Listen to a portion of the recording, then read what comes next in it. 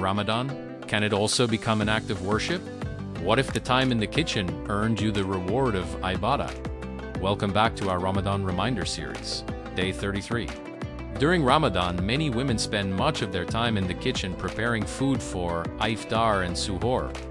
If this work is done with sincerity and the intention of pleasing Allah, the reward can be immense. A woman who prepares these meals with a sincere intention and devotion will not receive the same reward as someone who performs the task only as a routine duty without seeking reward. That is why sincerity and intention are especially important acts of worship during Ramadan. Women who wish to multiply their rewards are encouraged to keep their tongues busy with remembrance while preparing food, with dhikr, tasbih, and supplication.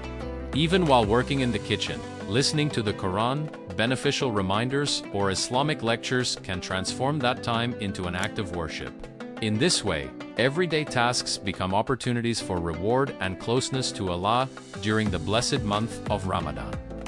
In Ramadan, even the kitchen can become a place of worship. With sincerity and remembrance, every action becomes ibadah. Subscribe to Light of Iman for daily reminders that bring blessings into our lives.